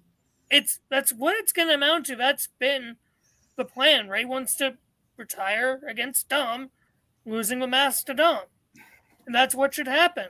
And they need that announced beforehand, not just the day before. Because here I go with this, and I tack on. In the process of attacking him, they rip the mask off him too. That's how you get the mask added to it. Because Dominic has so little respect for the culture that Ray goes, fine, you want to take my mask? You beat me, you can have it. And then he beats him, and he has it. But I'm saying have the night before. No actual statement of this is how it's going to be, whether we're 18 days out or 45 seconds out. And yes, also agree if Ray's going to retire, then fine. Then unmask him. But yeah, I agree. I agree that it should be more stipulation than just father and son because it's gone beyond that at this point. But I still agree with JJ's thing that Ray has to be pushed so far, and the only way you can get pushed so far and not react is literally in the 11th hour, if you want to make a sports reference. I believe that in the luchador customs, the last thing a wrestler does is he takes off his mask. That is either mask or hair, depending on what your gimmick is. Yes. Yep. But I want to ask, could a luchador be buried in his mask when he passes away? Santo was. El Santo was buried in his mask. Yeah, so I mean, we all know if you've seen any kind of footage, especially from that airport, we know what Ray looks like. If you've watched WCW the last 2 years of existence, you know exactly Ray that too. Like. You go back in time, we know what he looks like. We're trying to keep the mask sacred. That is his legacy. Right, you're absolutely right. You're absolutely right. And what better way to ensure his son's legacy going into a young career than by uprooting the legacy of his father in a lucha style match where you have father versus son. Yes. We're in agreement on this. We're just in disagreement of how we get to it. Pretty much. Yeah. Did you see Coco? To be fair to Mikey JJ, he's not an employee of the Mouse, doesn't have to watch that stuff anymore. So true. Indeed. Saying that as I haven't seen Coco either, and I should know better. But yeah, anyway. So it looks like I need to go find a SmackDown match from 2011. But yes, I think that you're right, JJ. They did. Sorry, Jeff. Yeah. I no, it's okay. Yeah, I should just address JJ right before I came back to this. Anyway, so yeah, if we don't get Ray and Dom at this point, what are they even building toward? Because they're putting him in the Hall of Fame as the headlining act. They had him challenge Ray. Dom challenged Ray yesterday on Raw. Again, if you haven't seen Raw, sorry. All points lead to WrestleMania. All roads, yes, Cody included, lead to Hollywood. So, but yeah, again, we've all talked about. I'm not the biggest fan of gimmick titled pay-per-views. So if this being Hell in a Cell leads us to we have to have a Hell in a Cell show later on in the year, please make that be a bonus feature of this. because I'm kind of over the. But again, Chamber, as gimmicky as it is, the show came off very well this time. So I think that. I think Chamber lends itself to a little less need for story rather than stipulations. Because winner of the Chamber gets title shot. Winner of the Chamber emerges as champion. Hell in a Cell, it's personal. You're taking your opponent to hell, and only one of you is coming back. Did they have Hell in a Cell pay-per-view this past year? Yes, it was in June. Remember Cody and Seth? Yeah, right. You're right. That's Okay. what that, yeah, with his whole Cody and the big-eyed purple people eater. Yeah. That match was hard to watch. Yes, Good it was. match. It was hard to watch, but it was a good match. Yes, I agree. And thanks for that update, Josh. Bring back the OMG Slammy Award. Cody getting the purple. Yeah. I mean, it wasn't purple. It was purple, red, black, and every other color you could think of. It was a very prideful bruise. Anyway, Zach, you were trying to interject a bunch of times. Everybody kept talking over you. I'm sorry, brother. You ready for my take on this situation? Always. Bring up the banner. He's gonna rant. No. Go ahead. So you want to build Dominic? People, we may see it because we watch all kinds of wrestling, so we can see what's going on. Right. They're kind of without doing it fully, they're trying to build Dominic up as this Eddie Guerrero character. They're not doing well at it. No. At all, but that's what they're trying to do. Right. So I feel like, for him to be the ultimate douchebag, piece of shit, cheater, whatever, I feel like the attack has to happen at the Hall of Fame, but on air. Oh, on air. Okay. On air. Well, if he's not headlining, I'll agree with that. And I say that because if the this is where I kind of get in the Mikey camp, because the last image you see at the Hall of Fame is the headliner laid out on stage. Mm-hmm. That's a bit, that blurs it a little bit too much between, okay, we're honoring this guy. I know we're still staying in the storyline. That's where I'll agree with Mikey. Thank you. Is Dave still slated to be the headliner? Haven't heard anything about it one way or the other, but no, as of now, he's not been announced. And usually they announce a headliner close to first or close to it. That's why I agree with JJ's thing about the digital exclusive stuff, because they're using that stuff right now to build the Mustafa Ali and Dolph Ziggler stuff. We can have a little bit better stuff to have digital exclusives than Ali and Ziggler. No offense, Nick. Love you. Wish you could have made the show Friday, but yeah, that's like ridiculous. So having it be like, holy shit, this is exclusive as hell because we just went off the air and now Mysterio got laid out in front of his family and everybody. Hell, even doing on stage. They had that whole big, music that takes about 5 minutes to play before they actually shut the damn cameras off. As soon as the cameras go off, wham, here comes Balor and Priest and Rhea and just lay him out, man. See, here's the thing. It doesn't make sense. All the other wrestlers around there, they'd pull him out and they'd stop it. It doesn't make sense. So every year it's been different, though, because some years the headliner's out there by himself. Sometimes they're all out there together. Ray's on stage by himself as the show fades to black. Perfect opportunity. Even if it's a quick, cheap shot and they get enough of it in before the rest of the inductees, hobble their old asses out there to chase them away, then there you go. Or do you probably do what they've done the last few years and just have everyone sitting on the stage and the inductee in the ring?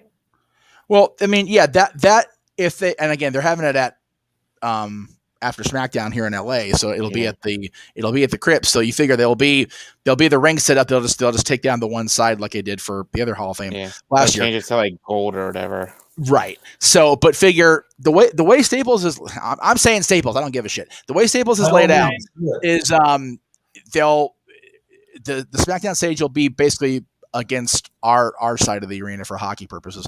So quick little change up, put the chairs out there. they could come out of one of the other entrance tunnels hockey-wise. Judgment Day could and just be completely, buried in the shadows. Because if they come from the back behind the curtain, they got to go by all the wrestlers. That's just lending yourself to stupidity and getting it before you even get there. So I would have them hide in the crowd somewhere, or hide. Like I said, there's a lot of security. Security's gonna know I know this. I'm gonna be in trouble when I go to the game next week. But there's a lot of ways to get onto that ice, into that ring area at Staples that people don't actually know about. So they're easy for Balor, Priest, Rhea, and Dom to hide. Hell, even one of these corners just converge. So here's a suggestion that they could do. People talking about Dom physically attacking Rey Mysterio afterwards. What if you say, Rey finishes his speech, Dom comes out and says, week after week I challenge you to a match at WrestleMania, and Rey says no. What if Dominic attacks his mother and his daughter? Ooh, that's cold. I like it. Not physically, but on the microphone. Yeah. Okay. Verbal attack. Yeah. Yeah. And then he gets to I have no choice. I have to defend the rest of my family. Or, if you really want to, I'll always remember, I forget, then a couple of times, but I remember vividly in my head, the whole, the heavies attack the family to incite the protagonist. They did it with Flair a bunch of times in 2000 with Russo and all those jackoffs he had working for him. But yeah, have Rhea grab Angie from behind. We'll go with Priest. Grab Aaliyah just to make it even more no choice. Yeah. I like that. That's good.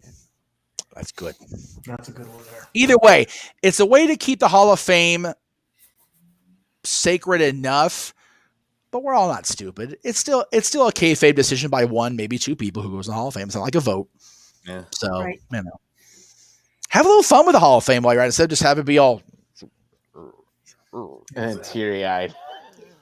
Well, there will be crying because it's Hall of Fame and it's a big deal. So, Anyway, that went off on a tangent from hell. It was a great filler, and with about 20 minutes to go in this 2 hours, I think it's a good time to start wrapping things up.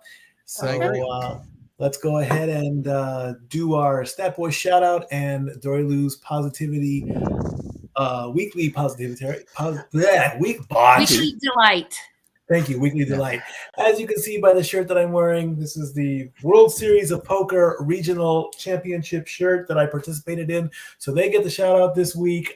We traveled from Sevierville to Rockwood, which is in Central Tennessee. We gathered all the players from Central and Eastern Tennessee to play in one big tournament to see who was the best. Out of 112 players, I finished 80th. I didn't catch a hand to save my life. I threw away hands left and right. Usually I go all in, and I'm the worst poker player ever. But for regional purposes, I'm not going to lie, I was not catching anything. There were hands being left and right. I got booted early. It was a great scenario. It was a great idea. We actually were in the establishment was the Mountaintop Bar and Grill, and it's a giant warehouse built it's a 2-story warehouse. So the bar and grill was on top, and below was an RV and boat show store. So you could actually get a 20-foot pontoon at a good price and hook up your RV at the same time and buy all your boating needs, and then go up and have a beer and have some brisket. So it was a good little moment. Things are going well in the World Tavern Poker that I do each week. Here in East Tennessee. So it's a lot of fun. They do have taverns across the country. Again, I gave them a shout out, I believe at the end of season 2, worldtavernpoker.com, where you can find all that fun stuff. Dori Lou, go ahead and let's get some positivity going. Hold on, Jeff. Before she goes to positivity, because I do have not really a shout out, just a little bit of a observance, and it's not a happy one, so I'd rather just go ahead and get that done now before Dori gives us the positivity. Of course, 1 year ago, we lost Scott Hall. This is at his site. His daughter Cassidy actually left out 4 roses, one for each remaining member of the clique. That was earlier today. It's still now crazy that Scott's gone. Memories on Facebook yesterday were at the Kings game with Bailey, with Jay Flats, with the Ice Crew, and I purposely wore my Wolfpack shirt to that game. And Bailey and I did the too sweet in a pose because Bailey is You're up them too sweets. he's not really a lion, folks. Bailey is a wrestling fan, so we were too sweeting and praying that Scott would kick out, and of course he didn't. So been a year, and it hadn't gotten easier for any of us. So Scott, again, throw the two sweets up and continue to rest in power, brother. All right. And with that, we are going to go into my weekly delight. I don't actually have who made this quote. However, I found it on Facebook, and it's over a very nice picture of Morgan Freeman. I think it was great. And we're going to learn a few new acronyms while we're doing this quote. Okay. If you fail, never give up, because FAIL means first attempt in learning. End I like that. is not the end. In fact, END means effort never dies. If you get no as an answer, remember NO means next opportunity. Ooh. Okay. Some of us, I think we need to hear this. We're trying to keep those positive things out there. So remember, it's not a fail because it's your first attempt in learning. Sometimes we need a couple of fails to figure that out. Ending is you don't end because effort never dies. You're going to keep trying, right? That's right. And if it comes out to being a complete no, in the words of Ariana Grande, thank you, next. Next opportunity is coming my way. I love There it. you go. Very good indeed. There is your Bravo. weekly delight. Stay positive. Send those smiles out to the world. Indeed, indeed. Let's throw out our plugs and what's going on. Who's going All right. first? All right, bottom tier. This is your here we go, kids. Oh, I don't know if I'm considered bottom tier. I'm a global superstar. Damn it! I mean the bottom tier of the screen, you smart ass. Oh, Not what I was thinking you meant by bottom, but man. Oh, we love you, Zach. I feel like MJF's conscience right now. Jeez. Man. I mean, you're a Saints fan, so of course that's going to be the bottom. Yeah, that's Ouch. All right, let's get on. at least Virtual give slap to Josh. Okay, wait, so wait. second row of the show, bottom tier being Josh. You guys go ahead. Go ahead, Zach. Smart At asses. least my quarterback isn't Deshaun Watson. But anyways, follow me All right. on Twitter at Fluffy Madden God. Follow me on Instagram, DJ Bayside High. It's a very busy, extreme weekend with a whole bunch of children. Yay. Spring Yes. break at St. Patrick's. Good grief. Ugh. I hate working Bourbon Street, but gotta pay the bills, kids. There will be booze. There will be boobs. Anyway, Amen. that's right, brother. Puppies. And on that, Yeah. we'll get Big G's plugs because he's talking about Yeah. puppies. We'll go ahead and get him to his Yeah, own you plugs. can follow me at Big Baller G 1988 on TikTok. I need to fix that. NoDQ.com/BigBallerG on Twitter and NoDQ_Big Baller G 1988 on Insta. You have the other plug there, Jeff? Just give me a second here. Hang on. Crap. I don't have it handy, but I can go over to Open Mic Night, I think is where I put it. So if I didn't, forgive me. Oh, you know what? It's on JJ's thing. It's not. I'm sorry. I don't have it handy. Sorry. All right. Oops, No, you're too good. strong. So this weekend in Philadelphia at the old ECW arena. Oh, that one I've got. I'm sorry. Yeah. That one I've got. Oh, That one I've yeah. got. Hang on, Okay, hang on. yeah. That one I've got handy. Give me a second. Okay, hang on. Go back to this. Okay. Carry on. Yeah. So this weekend in Philadelphia at the old ECW arena, Icons of Wrestling, Parker Kane Promotions is bringing in one member of the Undisputed Era, Bobby Fish, and local talent, Adina Steele. And then May 7th in Baltimore, Select Fest 7, There Parker it is. Kane Promotions is bringing in WWE Hall of Famer, the first ever Royal Rumble winner, Hacksaw Jim Duggan. There we And go. there'll be other plenty of talent, plethora of talent there at Celeb Fest. Icons is going to be fun too. I think yesterday, Icons, they announced they're bringing in Mark Briscoe. Oh, wow. That's awesome. So that'll be fun. And then Celeb Fest is always fun. Like you said, we're bringing in Hacksaw. Jim Ross is supposed to be there. Funaki, Melina. So much great talent. It's an awesome time to be a wrestling fan.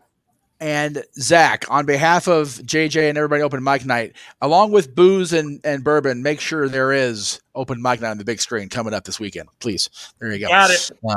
There we go. Well, wait, I'll be home for that. So, well, then make sure whoever's there for that. But if not on the 25th, make sure that's up. We'll get that later.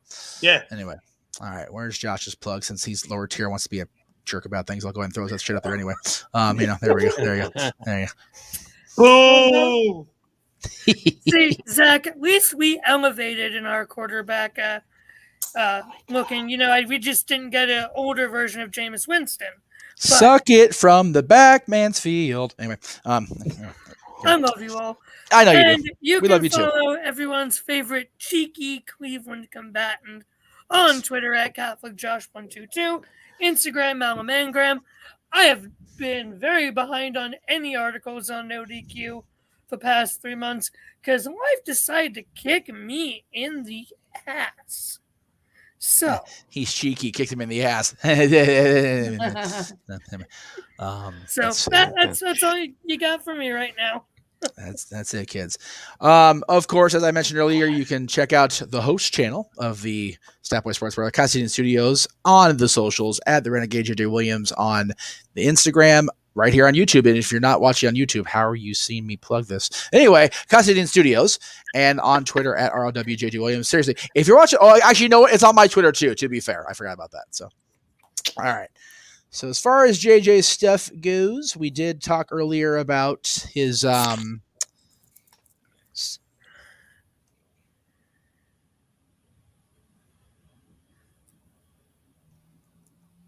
it goes. Okay. Damn thing. Renegades reviews this week will be The Price of Fame, as well as Avengers Justice Farce Wars, which is just ridiculous. Money Plane. And we have a Ghost. Those are all. We have a Ghost is Netflix exclusive, of course. That's his new release Saturday. Sunday, of course, will be the Warzone. Why is it not showing up? Oh, I hate this damn thing sometimes. Anyhow, I know I put it in here. I'm not crazy. There we go. Warzone will be Sunday, each and every Sunday for JJ. I don't know why these aren't. I'm having a tough day with editing. I apologize, guys. So Thursday, Throwback Thursday again. JJ mentioned will be the episode 3s of Talk Wrestling, of Renegade of Wrestling, I believe, is going up this week. He's got all kinds of stuff. It's just going to be crazy going into WrestleMania. And as he said earlier, 3,908 watch hours. He's 92 watch hours away from getting that money tick. So God bless it. Get him up there, folks. Okay. All right. Let me see now as far as my stuff, because there's always my stuff. WrestleMania week starts, of course, Monday the 27th. But before that, it's Friday night, March 24th, we will have Impact Wrestling, Impact Plus's presentation of Sacrifice. We will be providing commentary and watch-along coverage of that at 7 o'clock Eastern, 4 Pacific, again on Friday the 24th. Now, the next day, officially, we can make this official, if you will, open mic / karaoke night across the multiverse of media. And yes, those specials are 100% accurate. For $5 donation to Super Chatting, you can get a spin the wheel, and whatever it lands on, we will pick from there. You can pick your own poison for $20. And yes, if you donate $50, Noah and 2 of us other yahoos, probably me, will do the Too Cool Rikishi dance in sync. Yes! That will be a thing for the low price of $50.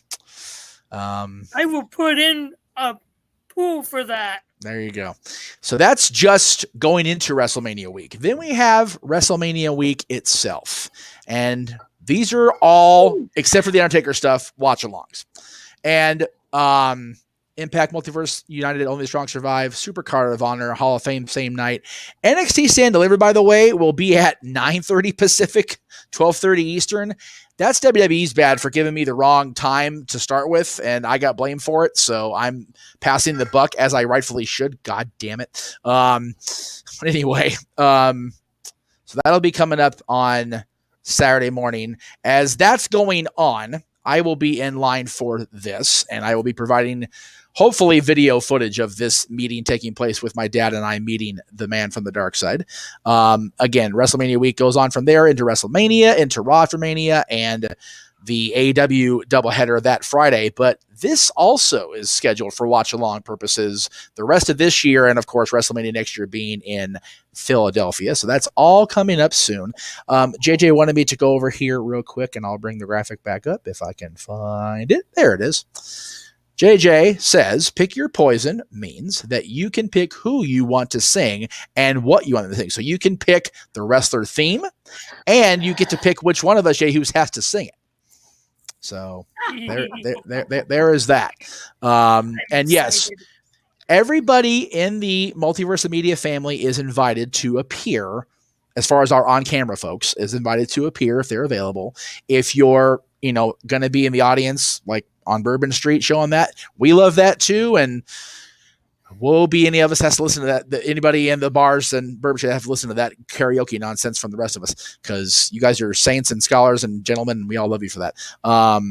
Let's see what else. Oh, well, yeah, there's also this thing, that I do every Tuesday, but we'll go ahead and talk about Monday, March 27th, which is actually going to be a Talk Wrestling's returning to Monday for 1 week only, because we're going to be kicking off WrestleMania week with a full-on party. We're going to go, let's see, since I'm starting at 7, I'll go a little over an hour just to make sure I get off the air in time for Aaron. Even though I'm not going to be on No DQ, because I'm not allowed to be on No DQ that day because he has his Raw recap, I will still grant the nicety of being off the air before Raw is over. That way I'm not being that guy with the boss. However, tonight at, 7:05, so just a little over an hour from now, Talk Anything with Jeff Meacham will be across the Multiverse of Media, including NoDQ.com, as we are, as I showed in the brief little bumper earlier, just 18 days away from WrestleMania. So our barkeeps are up here somewhere. I will find the graphic as I left it here on purpose. There it is. Woohoo!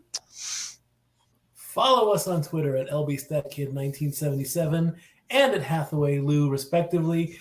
All you got to do is just drop us a line, ask us a question, ask us our opinions on stuff, and we'll bring it out there. Again, like I said earlier in the day, I've been doing a lot of tweeting about opinions and things, so all I do is I just retweet it and send it out there. Let us know. All you do is tweet, no matter what. No, exactly. Let us know show ideas, what you want us to talk about. Heroes and Legends 19 at the Evergreen Smoky Mountain Lodge and Convention Center in Pigeon Forge, which is literally 15 minutes away from Sevierville, having the King of the Mountain match. They have also announced the homicidal, suicidal, genocidal ECW superstar Sabu is making an appearance at Heroes and Legends, along with Greg the Hammer Valentine. He's going to be there. ECW's The Boogeyman is going to be there. A lot of other names. Check this out and get out here to East Tennessee. Of course, Dori Lou and I are going to be there, and some members in our inner circle of wrestling. Sam Knight's going to be out there. Our boy, our Oos, defending his tag team championship with True Skills. We're looking forward to that. And Willie Mack is going to be out there too. Can't wait to see him again. It has been a long time since I've seen Willie Mack, the originator of the Blue Thunder Bomb. He called it the Chocolate Thunder Bomb back on the indie scenes. So that's right. Don't forget about that. And if Sabu does show up, that indeed will be Statboy approved. Absolutely. I will do the pose with Sabu. I will proudly do that with him. He may not talk, because let's face it, he kept his mouth shut a lot because that was his gimmick until Chris Benoit broke his neck all those years ago. Did they pay him up front? Did they pay him up front? I think they did. Okay, then hopefully he'll actually show up. Anyway. I hope. Yeah, that's all on Hurricane Jason. Just Mabel. speaking from experience, I'm just saying. But anyway, I know exactly. I'd like to thank I'm everybody for coming actually in this- Go ahead, Dori. getting excited with some of the vendors. hell yeah. And now I'm JJ. I'm sorry. I'm failing miserably at my homework assignment from my work schedule, just being freaking tired and then being sick and everything else. I've only gotten through at this point WrestleMania 4. So seeing that Greg the Hammer Valentine is going to be there, I know who that is. That's I'm right. getting excited. That's right. He beat Ricky Steamboat at WrestleMania 4. So Yes, and I'm very disappointed in that because I love Ricky Steamboat and I got to meet him last year. Yeah, but I am getting excited about meeting some of these vendor guests now because I'm actually being able to identify these people. So I'm getting excited. Thank you guys. with all respect to the Hammer, and I love Greg, have Mikey educate you as to why Ricky Steamboat dropped the first round match off air, because it's a very interesting tale, and it leads directly into why he returned to Crockett the following year. Okay. I will do that. I promise. All I right. would like to thank everybody for coming into the sports bar this week. We will be back next week and the week after that, and until we finish with the XFL. And The week after that's Mania week, brother. exactly 18 Oh. days to go until Dori Lou. And on the 28th, Yes. after the Oh sports yeah, bar, geez.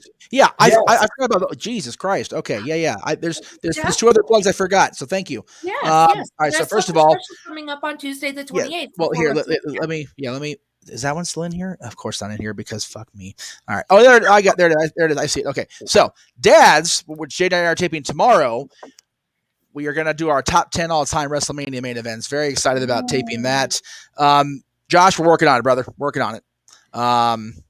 And then on the 28th, as Dori Lou mentioned, in the Talk Wrestling time slot, mind you, we will have Noah hosting Dori Lou, CC, and I believe Natalie's going to be part of this too. The Ladies of the Multiverse preview and predict WrestleMania. That'll be at 10 Eastern, 7 Pacific, across the Jeff Meacham Network, except no DQ because they're doing the damn prediction show. Damn them.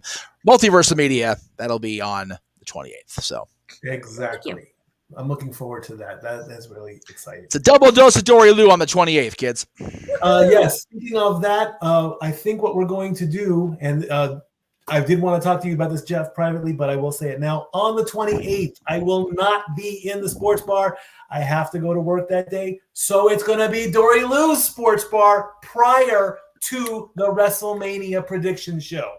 So we'll get that all done. She is in charge of the sports bar on the 28th because I have to go to work that day. I do apologize, but hey, I got to make that money somehow. Well, I'll tell you what we'll do then. I'll call an audible right now, and I'll get JJ's final approval because the show's on his channel mainly anyway. I'll do this.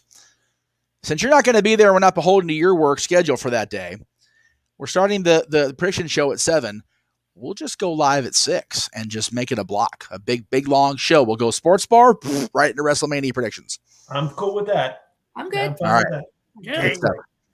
Thank That you was all only for one coming. live show on the channel and not having to worry about algorithms and gaga and bullshit. So Exactly. So Cool. Thank you all Very for good. coming into the sports bar this week. Again, we'll be back next week with more XFL news, more NHL news, more NFL offseason news, maybe some baseball news, more WWE news. Remember, follow us on Twitter, drop those tweets, drop those comments, watch Throwback Thursday. You'll love it. I love you all. Thank you. Stat Boy out. The Jeff Meacham Network, Multiverse of Media. For over 15 years, the recognized symbol of excellence and the standard bearer in coverage of sports and entertainment.